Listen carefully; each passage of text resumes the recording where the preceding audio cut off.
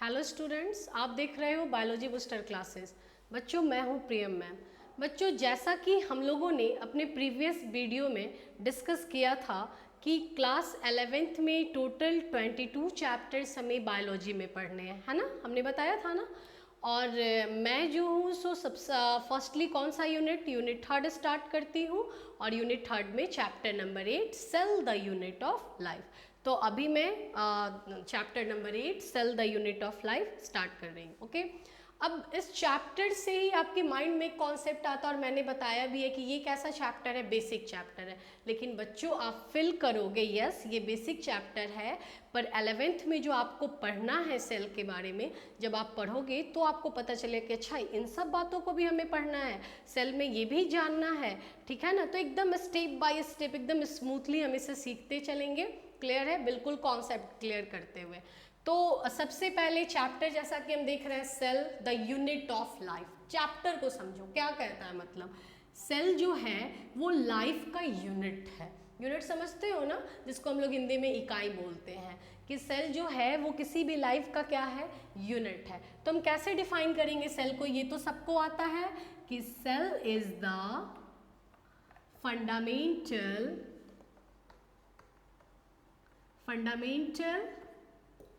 structural and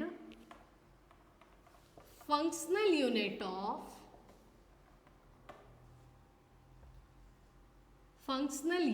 of living organism। Means क्या हुआ, means ये है कि सेल जो है वो क्या है, fundamental, structural and functional unit है। क्लियर है, ये हो गया सेल का डिफिनेशन। अब हम यहाँ ये सीखेंगे कि why cell is called the fundamental unit of living organism, why it is called structural and functional unit.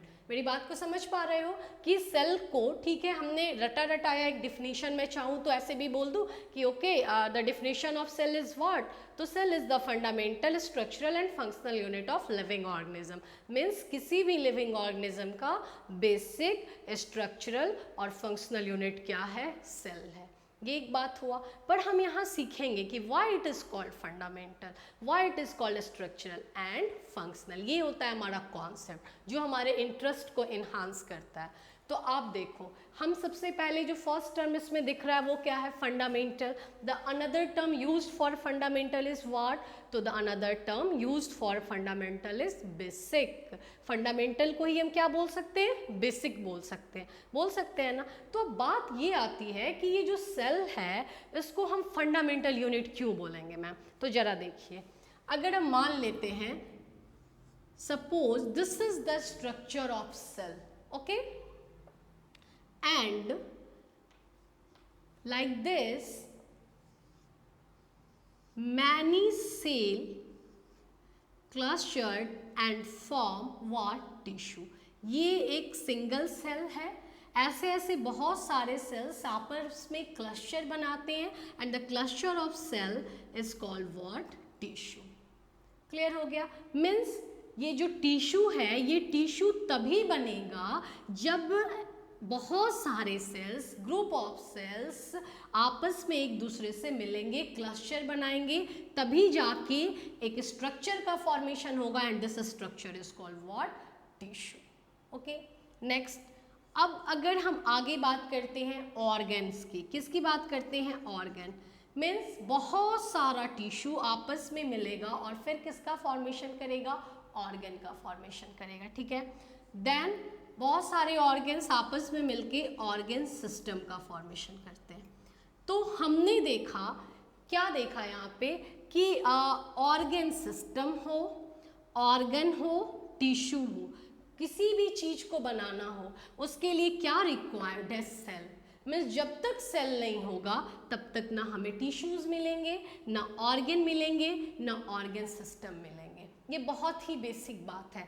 Organs, जैसे ऑर्गन्स का एग्जांपल क्या है, स्टमक है, लीवर है, गॉल ब्लैडर है, इंटेस्टाइन है, ये सब क्या है, हमारे ऑर्गन्स हैं। अब बात आती है किस पे, ऑर्गन सिस्टम पे, like digestive system, excretory system, reproductive system, और ऑर्गन सिस्टम्स आपस में मिलके क्या बनाएंगे, ऑर्गेनिज्म। ठीक है, अब बहुत सारी बातें हैं, उन पे हम बाद में डिस्कस करेंगे, पहले अब इसको सिंपली समझो। हमारा यहाँ पे पर्पस क्या था, ये प्रूफ करना कि why cell is called fundamental. तो अब आप खुद देखो, अगर सेल ना हो तो क्या टिश्यू का फॉर्मेशन होगा, या फिर होगा या नहीं होगा वो अलग मैटर है। टिश्यू, ऑर्गन सिस्टम, ऑर्गेनिज्म कुछ भी है ना, सब में छोटा कौन, सेल। सबका बेसिक कौन, सेल। मेरी बात को समझ पा रहे हो? Due to this reason cell is called fundamental unit. Clear हो गया? अब सेकेंड टर्म हमारा क्या है, स्ट्रक्चरल। स्ट्रक्चरल टर्म से क्लियर करो। स्ट्रक्चरल मीन्स वो जो स्ट्रक्चर फॉर्मेशन में हेल्प करता है। क्लियर है? अब अभी जस्ट हमने बताया, सेम इसी से ये भी प्रूफ हो जाएगा। क्या बताया कि tissue is composed of cluster of cell या ग्रुप ऑफ सेल। ये एक टिश्यू किसका बना हुआ है, बहुत सारे सेल्स के मिलके बना है। ठीक है, फिर इस टिश्यू के मिलने से क्या बना, ऑर्गन, ऑर्गन के मिलने से ऑर्गन सिस्टम। मेन कोई भी स्ट्रक्चर बनने के लिए क्या चाहिए, सेल चाहिए, है ना। तो cell is the structural unit of the living organism. The third term is what, तो the third term is functional. Functional कहने का क्या मतलब है, क्या समझते हो फंक्शनल से? फंक्शनल कहने का मतलब है, जैसे तुम देखते हो हम लोग जो हैं, हम लोग various type of vital activity को परफॉर्म करते हैं, लाइक रेस्पिरेशन, है ना, like excretion, like circulation, like और क्या बोले, digestion. This are the various vital activities perform by living organism. Okay, तो अब तुम सोच के देखो, ये वाइटल एक्टिविटीज जो हैं वो लिविंग ऑर्गेनिज्म के कौन से पार्ट हैं जो परफॉर्म करते हैं। मेरी बात को ध्यान से सुनना। जैसे मैं आती हूँ एक ऑर्गन सिस्टम पे, कौन सा, डाइजेस्टिव सिस्टम। डाइजेस्टिव सिस्टम को मैंने इसलिए यहाँ पे चूज़ किया क्योंकि डाइजेस्टिव सिस्टम के बारे में सब लोग थोड़ा बहुत जानते ही हैं, है ना। डाइजेस्टिव सिस्टम की अगर मैं बात करती हूँ तो digestive system is a type of organ system. तो सबसे पहले बाबू ये क्लियर करो, जहाँ कहीं भी आपको सिस्टम टर्म दिया रहे, क्या टर्म दिया रहे, सिस्टम टर्म दिया रहे। सिस्टम टर्म का मतलब ही होता है association of many parts, association of many body. मेरी बात को समझ पा रहे हो मैं क्या बोल रही हूँ? जैसे आप लोग कंप्यूटर यूज़ करते हो, बोलते हो ना उसको क्या बोलते हो, पीसी, पर्सनल कंप्यूटर, या फिर क्या बोलते हो कि मैं भी सिस्टम पे वर्क कर रही हूँ। Why computer is called system? कभी सोचते हो कंप्यूटर जो है वो कंप्लीट क्या मिलके बनता है, उसके लिए क्या चाहिए, यूपीएस चाहिए, सीपीयू चाहिए, मॉनिटर चाहिए, कीबोर्ड चाहिए, माउस चाहिए, ये सारे इसके इंटीग्रल पार्ट हैं। मेरी बात समझ रहे हो? इन सारे पार्ट्स के मिलने से क्या बनता है, तो इन सारे के मिलने से कंप्यूटर, एक कंप्लीट कंप्यूटर जिसको हम पीसी बोलते हैं, वो बनता है ना। इसलिए उसके लिए हम कौन सा टर्म यूज़ करते हैं, सिस्टम। मैंने ये एग्जांपल क्यों दिया, मैंने ये एग्जांपल ये दिया क्योंकि ये जनरल यूज़ की बात है, हम लोग हमेशा यूज़ करते हैं। क्या है, तो सिस्टम पे वर्क कर रहे हैं। क्यों इसको सिस्टम बोलते हैं, कभी सोचते हो? सिस्टम इसलिए बोलते हैं क्योंकि ये बहुत सारे पार्ट्स के कोलैबोरेशन से हो रहा है, मिलने से हो रहा है, तो ये कंबाइंडली इसके लिए हम लोगों ने टर्म यूज़ किया system. Just like here we are used a term organ system, like digestive system. एक डाइजेस्टिव सिस्टम जो है वो ऑर्गन सिस्टम है। एक डाइजेस्टिव सिस्टम में मीन्स सिस्टम आ गया, तो इसमें भी तो मैम किसी चीज़ का एसोसिएशन हो रहा होगा। यस, जब आपने सिस्टम के लिए समझाया कि ये बहुत सारे चीज़ों का एसोसिएशन है, तो आप ये बताइए कि ऑर्गन सिस्टम में किसका एसोसिएशन हो रहा है? ऑर्गन सिस्टम में बाबू ऑर्गन्स का एसोसिएशन हो रहा है। किसका एसोसिएशन हो रहा है? ऑर्गन्स का। Like digestive system, digestive system की अगर हम बात करते हैं तो आप देखो, digestive system initiates from mouth. Digestive system कहाँ से शुरू होता है? माउथ से शुरू होता है ना। माउथ से इंगेशन प्रोसेस स्टार्ट होता है, और ये माउथ क्या है? Mouth is a transverse slit like aperture surrounded by upper and lower lip. में से एक छोटा सा स्लिट लाइक एपर्चर है जो कि किससे सराउंडेड है, अपर एंड लोअर लिप से। तो फर्स्ट ऑर्गन इन्वॉल्व्ड इन डाइजेस्टिव सिस्टम क्या हो गया, माउथ, फर्स्ट ऑर्गन हो गया। Second, mouth Leeds into buccal cavity, ये जो माउथ लीड करता है किसमें, बकल कैविटी में। देन फैरिंग्स, फैरिंग्स लीड किया किसमें, फैरिंग्स लीड किया फूड पाइप में, जिसको हम ओइसोफेगस भी बोलते हैं। ओइसोफेगस लीड किया किसमें, स्टमक में। मीन्स ये हमारे फूड के क्या है, तो फूड की डाइजेशन का पाथ है। फूड जो हम लोग डाइजेस्टिव सिस्टम कहाँ से स्टार्ट हुआ, माउथ से। किस पार्ट से, किस प्रोसेस से स्टार्ट होता है, इंगेशन से। इंगेशन किसका हुआ, फूड का। कहाँ, किसके थ्रू हुआ, माउथ के थ्रू हुआ। बकल कैविटी में जाके वहाँ पे फूड का मैस्टिकेशन हुआ। मैस्टिकेशन समझते हो ना, जो तित से होता है, जो हम लोग फूड को चबाते हैं, वो प्रोसेस क्या कहलाता है, मैस्टिकेशन। आफ्टर मैस्टिकेशन स्वैलोइंग होगा, किसके थ्रू, फूड पाइप के थ्रू। देन ये पहुँचा कहाँ, स्टमक में, ठीक है, और स्टमक से देन इंटेस्टाइन में। तो आप एक देख रहे हो, digestive system involve include many organs, कौन कौन से, माउथ हो गया। माउथ के बाद दूसरा कौन हो गया, तो माउथ के बाद हमने बोला बकल कैविटी। बकल कैविटी के बाद नेक्स्ट क्या आ रहा है, फैरिंग्स ले लो, pharynx, then oesophagus, then stomach, then intestine. Intestine में भी अब दो होता है, स्मॉल एंड लार्ज, इस पर हम बाद में बात करेंगे।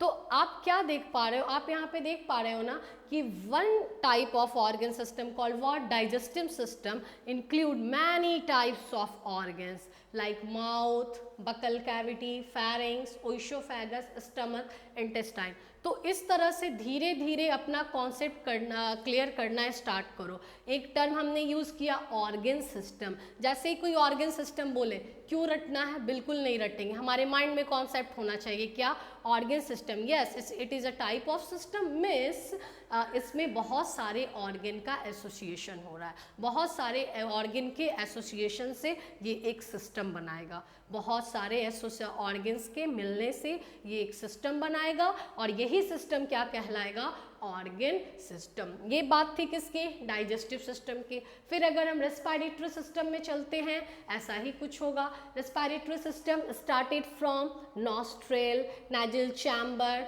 देन ट्रैकिया, जिसको हम विंड पाइप बोलते हैं, वो लीड करेगा किसमें, लंग्स में। लंग्स में डिफरेंट पार्ट होते हैं, ब्रोंकी, ब्रोंक्यूल, एल्वियोलाई। मीन्स हम एक बात आपको क्लियर करना चाहते, कभी भी टर्म आए ऑर्गन सिस्टम, यहाँ पे एक कॉन्सेप्ट सेट करो, organ system is the association of many types of organs. मतलब ये कैसे फंक्शन करेगा, तो बहुत सारे ऑर्गन्स आपस में मिलके यहाँ पे एक क्या बनाएंगे, सिस्टम बनाएंगे, और जिसका क्या नाम होगा, ऑर्गन सिस्टम। ये हमने टर्म पे इतनी बात समझाई है ना। तो हम पढ़ रहे थे कि why it is called functional unit, इसी पे ये बात शुरू हुई थी। तो बाबू फंक्शनल यूनिट कहने का मतलब है कि जैसे डाइजेस्टिव सिस्टम है, उसका फंक्शन क्या है बाबू, डाइजेशन एंड एब्जॉर्प्शन, वो डाइजेशन और ऑब्जॉर्प्शन में हेल्प करता है।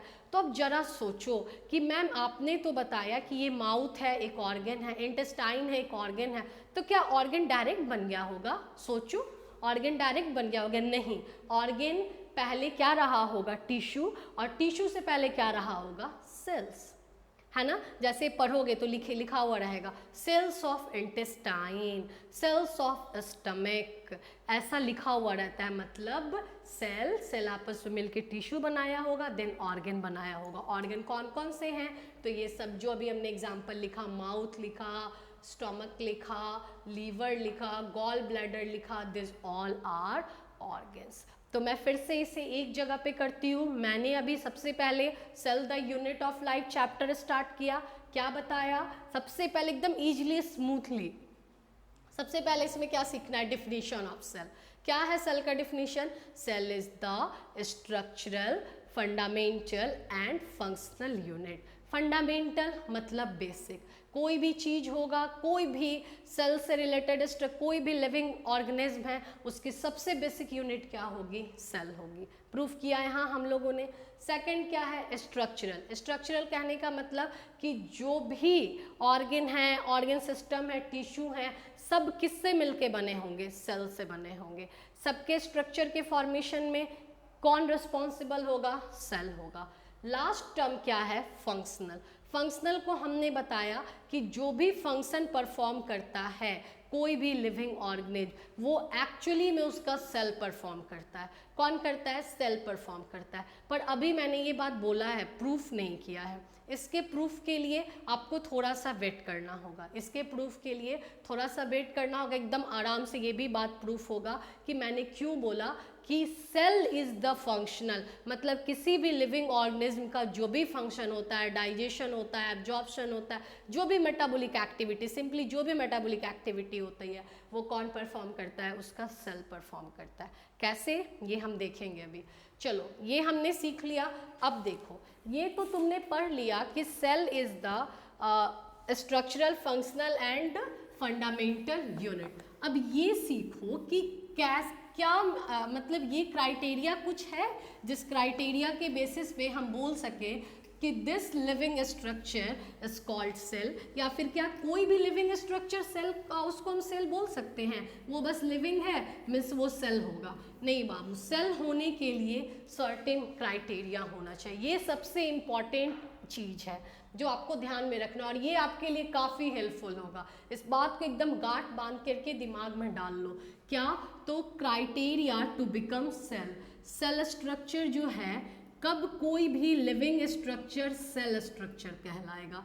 क्या क्या क्राइटेरिया है इसके लिए? तो देखिए, किसी भी लिविंग स्ट्रक्चर के सेल कहलाने के लिए उसके पास, अगर वो लिविंग स्ट्रक्चर 3 क्राइटेरिया को फुलफिल करता है, means this structure is called cell.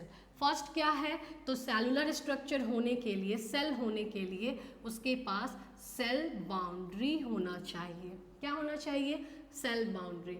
Second, cytoplasm होना चाहिए, और थर्ड, न्यूक्लियस होना चाहिए।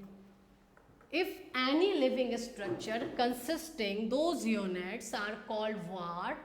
Cell. अगर कोई भी लिविंग स्ट्रक्चर है जिनके पास ये सारे के सारे पार्ट्स हैं, ये सारे के सारे इनके यहाँ पे जो स्ट्रक्चर प्रेजेंट है, तो ये क्या कहलाएगा? सेल कहलाएगा। अब सोच के देखो कैसे। सबसे पहले हम डिस्कस कर लेते हैं सेल बाउंड्री। तुम सोचो, घर के आसपास बाउंड्री होता है ना? कोई भी घर है उसके चारों तरफ लोग बाउंड्री बनाते हैं, क्यों? घर को प्रोटेक्शन देने के लिए। वैसे ही जो सेल होगा उसके पास बाउंड्री होगी। क्या होगी? बाउंड्री। और उसका नाम क्या होगा? Cell boundary. ये सेल बाउंड्री कौन कौन से हैं? पहले नाम देख लो। ये सेल बाउंड्री है cell wall, plasma membrane and glycocalyx. कौन कौन से सेल बाउंड्री है? Cell wall, plasma membrane and glycocalyx.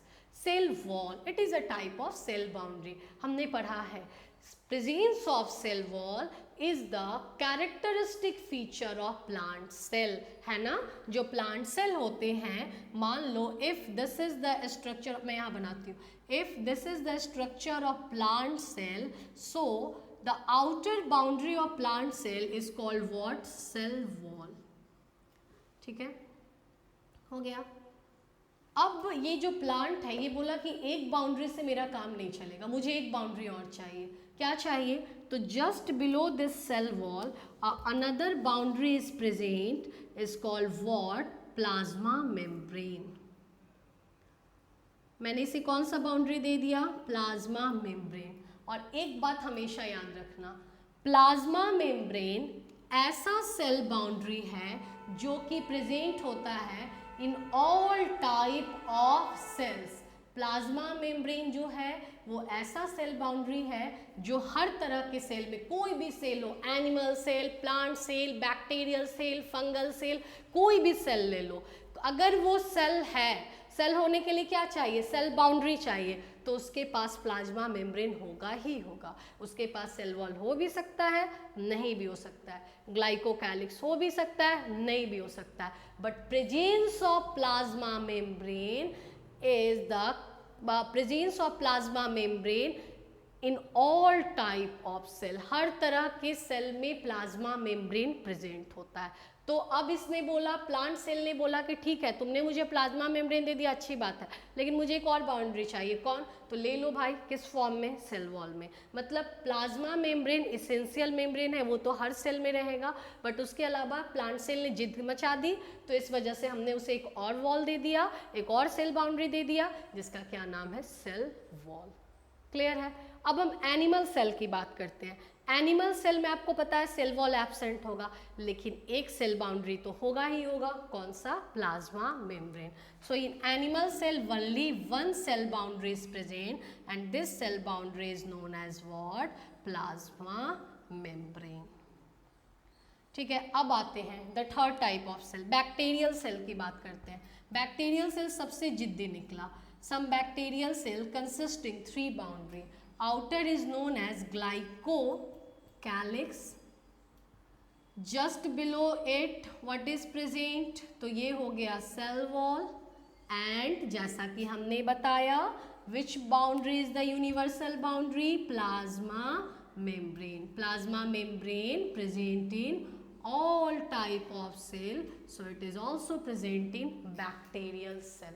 मेरी बात को समझ पा रहे हो? हमने क्या बोला कि किसी भी लिविंग स्ट्रक्चर को सेल होने के लिए उनके पास ये तीन कंपोनेंट होने चाहिए। जैसे हम बोलते हैं ना, एक पैमाना तैयार करते हैं, अच्छा तुम मेरे फ्रेंड बनने के लायक हो या नहीं, तुम में ये चीज़ होना चाहिए। चलो ठीक है, मान लो हमने यहाँ पे 3 यहाँ पे रीजन्स रखे सिलेक्शन के लिए कि ये अगर है पॉइंट इसमें तो ये मेरा फ्रेंड हो सकता है ना, या फिर ये मेरे साथ रह सकता है या कुछ भी। तो यहाँ पे हमने क्या डाला? सेल ने क्या, सेल के होने के लिए, सेलुलर स्ट्रक्चर होने के लिए क्या क्राइटेरिया होने चाहिए? तो उसके पास सेल बाउंड्री होना चाहिए, उसके पास साइटोप्लाज्म होना चाहिए, उसके पास न्यूक्लियस होने चाहिए। तो यहाँ हमने 3 टाइप ऑफ सेल डिस्कस किए। First is what? Animal cell. ये कौन सा सेल है? Animal cell. This is the structure of plant cell and this one is the structure of bacterial cell।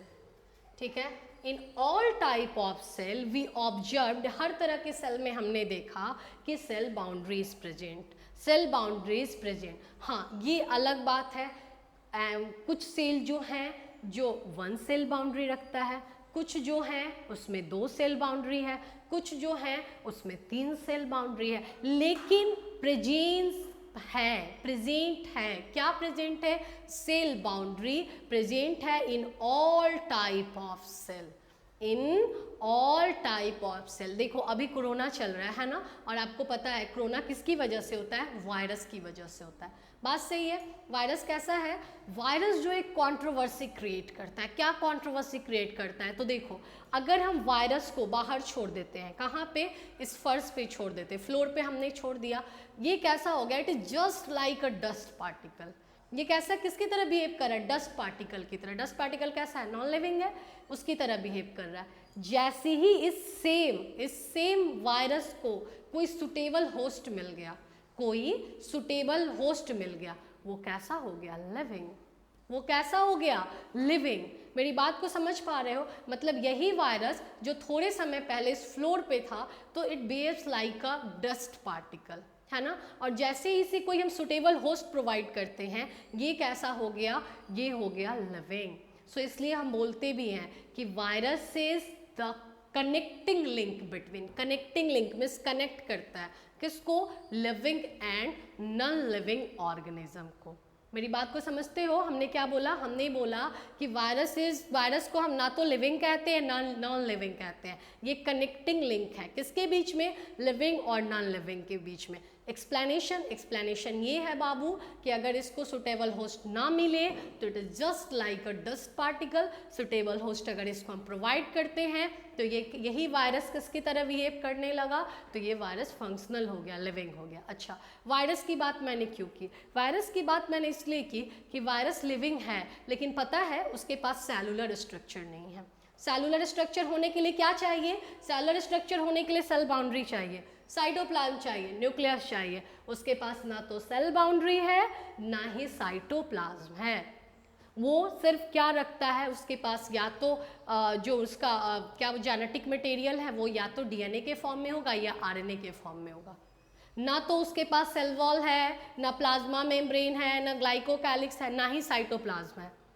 समझ पा रहे हो? तो ये एक कंप्लीट सेलुलर स्ट्रक्चर का जो क्राइटेरिया है उसको फुलफिल नहीं करता है। Due to this reason virus को हम सेल नहीं बोल पा सकते हैं। वो acellular structure, not a cellular structure, क्योंकि सेलुलर स्ट्रक्चर होने के लिए क्या होना चाहिए, सेल तभी कहलाएगा जब उसके पास ये 3 कंपोनेंट होंगे। कौन कौन से? सेल बाउंड्री, साइटोप्लाज्म और न्यूक्लियस। एकदम इजीली समझो। देखो अभी एक नया टर्म तुम्हारे पास आया ना, ग्लाइकोकैलिक्स। हंसते हंसते हमने सीख लिया ना ग्लाइकोकैलिक्स क्या है। Glycocalyx is a type of cell boundary and it is also known as cell coat.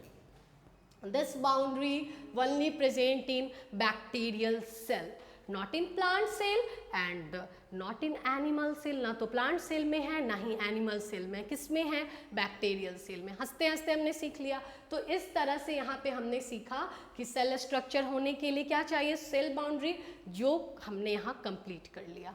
अब देखो एक चीज़ तुम्हारे सामने आ गई, यही जो प्लाज्मा मेम्ब्रेन है, हमने पहले ही बोला है बायोलॉजी क्या है, टर्मिनोलॉजी, इसके अलग अलग नाम होंगे। इसी प्लाज्मा मेम्ब्रेन को हम बोलते हैं सेल मेम्ब्रेन, इसी प्लाज्मा मेम्ब्रेन को कहीं लिखा रहेगा यूनिट मेम्ब्रेन, इसी प्लाज्मा मेम्ब्रेन को लिख देगा प्लाज्मा लेमा।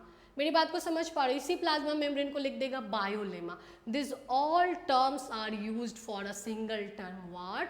Plasma membrane. एक प्लाज्मा मेम्ब्रेन के लिए हम इतने सारे टर्म को यूज करते हैं। बस ये कैसे होगा, रटोगे नहीं बाबू, प्रैक्टिस, बस प्रैक्टिस। बार बार कभी हमने पूछा कि अच्छा बताओ कि कौन सा ऐसा सेल बाउंड्री, ये नेट का क्वेश्चन है बाबू, ये नेट का क्वेश्चन है, कौन सा ऐसा सेल बाउंड्री है जो प्रेजेंट होता है हर तरह के सेल में?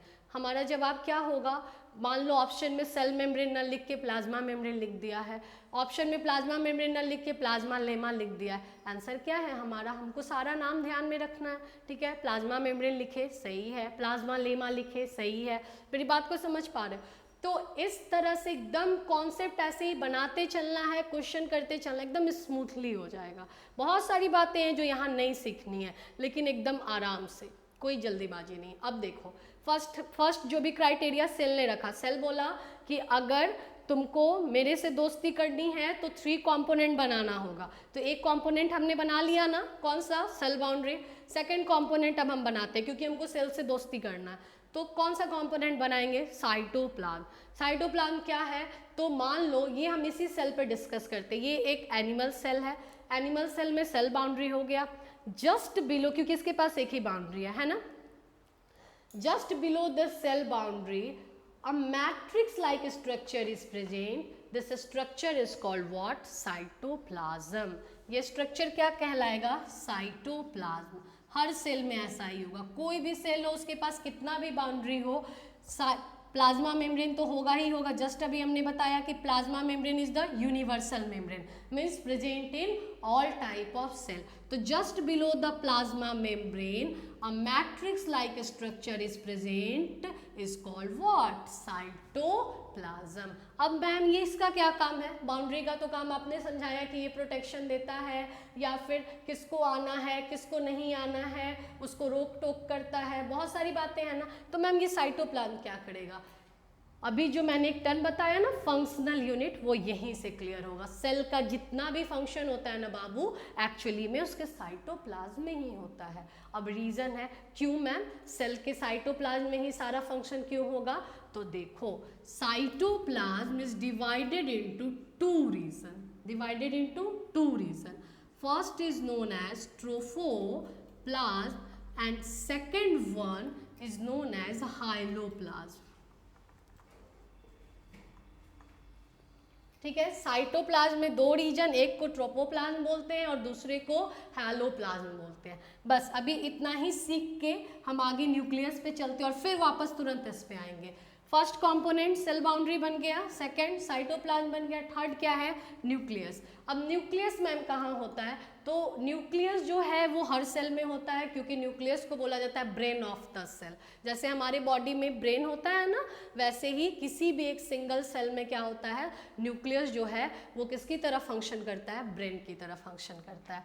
तो यहाँ पे देखो ये एनिमल सेल है, एनिमल सेल में ये न्यूक्लियस सेंट्रली लोकेटेड होता है। प्लांट सेल में ये न्यूक्लियस थोड़ा सा पेरीफेरी की तरफ, पेरीफेरी में किनारा की तरफ चला जाता है। क्यों चला जाता है, तो इसका रीज़न ये है कि प्लांट सेल में लार्ज वैक्यूल प्रेजेंट होते हैं। क्या प्रेजेंट होते हैं, large vacuoles are present. It occupied 90 to 92% space of the plant cell. ये सेल का 90 to 92% स्पेस ले लेता है, कौन, वैक्यूल। तो अब जगह जहाँ मिलेगा वही न्यूक्लियस से होगा ना, शिफ्ट करेगा, तो न्यूक्लियस शिफ्ट कर जाता है किसकी तरफ, तो इसकी पेरीफेरी की तरफ। पेरीफेरी समझते हो ना, बाहर की तरफ थोड़ा सा। और ये है बैक्टीरियल सेल, बैक्टीरियल सेल में भी क्या है, ये न्यूक्लियस। मतलब कोई भी सेल हो, न्यूक्लियस इज ऑलवेज प्रेजेंट। इसी न्यूक्लियस पे एक बात याद आ गई, बहुत सारे बच्चे हैं जिनसे पूछोगे कि what is the difference between prokaryotic cell and eukaryotic cell. एकदम 9-10 से आया है, तेज बच्चा है अगर, तो काफ़ी एनर्जेटिक, अरे ये तो मुझे बिल्कुल पता है। हाँ बाबू बताओ। तो मैं नहीं बोल रही हूँ कि सारे बच्चे, लेकिन मैक्सिमम बच्चे क्या बोलेंगे, प्रेजेंस ऑफ न्यूक्लियस। मतलब वैसा सेल जिसमें न्यूक्लियस प्रेजेंट होता है उसको यूकैरियोटिक सेल बोलते हैं, और वैसा सेल जिसमें न्यूक्लियस एब्सेंट होता है उसको प्रोकैरियोटिक सेल बोलते हैं। बाबू ये पॉसिबल है, तुम क्या बोल रहे हो, न्यूक्लियस, पहले ही मैंने इसका कंपैरिजन किससे किया, ब्रेन से, है ना। बिना ब्रेन का सरवाइव करना पॉसिबल है बॉडी के लिए, तो तुम सोचो बिना न्यूक्लियस का क्या सेल सरवाइव करेगा, है ना। तो न्यूक्लियस के एक्सट्रैक्शन के बाद ऐसा लिखा हुआ है कि आफ्टर, अगर हम न्यूक्लियस को एक्सट्रैक्ट कर लेते हैं सेल में से, तो आफ्टर सर्टेन टाइम वो सेल क्या हो जाएगा, वो सेल डेड हो जाएगा। वो सेल कैसा हो जाता है, डेड हो जाता है। मेरी बात को समझ पा रहे हो। तो प्रोकैरियोटिक यूकैरियोटिक सेल ये नहीं होता है। प्रोकैरियोटिक सेल वैसा सेल है जिसके न्यूक्लियस के चारों तरफ न्यूक्लियर मेम्ब्रेन एब्सेंट है ना। और यूकैरियोटिक सेल उसको कहते हैं कि जिसका न्यूक्लियस न्यूक्लियर मेम्ब्रेन से बॉन्डेड होता है। Means presence of nuclear membrane and absence of nuclear membrane. ये भी हम डिटेल में डिस्कस करेंगे। ये तो एक बेसिक डिफरेंस हुआ, और भी जो चीज़ है उन सबको एकदम 1 by 1 डिफरेंस यहाँ पे करते चलेंगे। और ये बहुत ही वेटेज वाला चैप्टर है, चाहे बोर्ड के पॉइंट ऑफ व्यू से हो, नेट के पॉइंट ऑफ व्यू से हो, इससे काफ़ी क्वेश्चंस आते हैं, ठीक। और एकदम स्मूथली बनने वाले क्वेश्चन आते हैं जो आपको पढ़ाया जाता है, क्लास में पढ़ते पढ़ते आपको याद हो जाएगा। तो हमने क्या बोला, हमने यहाँ बताया कि इस तरह से हमने एक कंप्लीट सेल बना लिया। देखो सेल होने के लिए क्या क्या चाहिए, सेल होने के लिए सेल बाउंड्री चाहिए। इस सेल में देखते हैं सेल बाउंड्री है क्या, यस है। किस फॉर्म में है, प्लाज्मा मेम्ब्रेन के फॉर्म में। सेकंड क्या होना चाहिए, साइटोप्लाज्म। क्या साइटोप्लाज्म है इसके पास, यस है, matrix like structure. Third component क्या होना चाहिए, न्यूक्लियस। क्या न्यूक्लियस है, यस, सेंट्रली लोकेटेड न्यूक्लियस, है ना। फिर इस प्लांट सेल में देखते हैं क्या ये इस क्राइटेरिया को फुलफिल कर पा रहा है, बिल्कुल कर रहा है। यहाँ पे सेल बाउंड्री है, हाँ है। कितने हैं, 2 हैं। सेल को उससे कोई फर्क नहीं पड़ता है, तुम 2 रखो 4 रखो, हमको उससे मतलब नहीं, सेल बाउंड्री होना चाहिए। तुम 5 रखो, ऐसा नहीं कि 5 है तो मेरा तुमसे ज़्यादा अफेक्शन हो जाएगा, ऐसा नहीं है। बस तुमको सेल बाउंड्री रखना है तो हाँ है। चलो आगे बढ़ो। साइटोप्लाज्म है, यस है। न्यूक्लियस है, ये भी क्या है, सेल है। थर्ड क्या है, थर्ड है बैक्टीरियल सेल। बैक्टीरियल सेल में भी क्या है, देख रहे हो ना, सेल बाउंड्री है, कितना है, 3 है। ठीक है, 3 है, बहुत अच्छी बात है, लेकिन हमको बस इससे मतलब है कि सेल बाउंड्री है या नहीं। तुम अपने घर के चारों तरफ 3 बाउंड्री बनवाओ या 5 बाउंड्री बनवाओ, हमको बस ये मैटर करता है कि बाउंड्री होना चाहिए, है ना। तो बाउंड्री है। साइटोप्लाज्म है, न्यूक्लियस है, तो हाँ है। अब कुछ बच्चे हैं जिनके अभी जैसा कि हमने बताया उसके बाद पे उनके समझ में ये आया हो कि अच्छा मैम बोल रही हैं कि विदाउट न्यूक्लियस कोई सेल सर्वाइव नहीं करता है। तो अगर हम आरबीसी को ले लेते हैं तो आरबीसी जो होता है mature, not only RBC, mature RBC जो है वो इन्यूक्लिएटेड होते हैं। कहने का मतलब क्या है, न्यूक्लियस एब्सेंट होता है। वो कैसे सर्वाइव करता है मैम, तो हाँ बाबू उसमें न्यूक्लियस एब्सेंट होता है, सेल ऑर्गेनेल्स एब्सेंट होते हैं। उसका कॉन्सेप्ट ये है कि यहाँ पे एक टर्म जुड़ रहा है क्या, mature RBC, means initial stage में उसके पास भी सब कुछ थे, सारा डेवलपमेंट के बाद वो कैसा हो गया, इन्यूक्लिएटेड हो गया, है ना। तो जो भी कॉन्सेप्ट है मेरा एकदम क्लियर कट कॉन्सेप्ट है, उसमें कहीं से कोई कंफ्यूजन नहीं है। तो हमने यहाँ पे देखा सेल क्या है, सेल स्ट्रक्चर होने के लिए क्या चाहिए, तो सबसे पहले सेल स्ट्रक्चर होने के लिए एकदम याद रखना, जगह जगह ये बात मतलब तुम्हारे काम का चीज़ है, ये एकदम जगह जगह आएगा। कहीं पे भी लिखा रहे प्लाज्मा मेम्ब्रेन, यस मेरा कॉन्सेप्ट क्लियर है, plasma membrane is a type of cell boundary, ठीक है। कहीं पे लिखा रहे किस ग्लाइकोकैलिक्स, यस मेरा concept clear, it is a type of cell boundary, ठीक है ना। तो अब हम डिटेल में हमने बोला कि थोड़ा साइटोप्लाज्म को पढ़ेंगे, तो सेल होने के लिए क्या होना चाहिए, क्लियर कर लिया ना मैंने।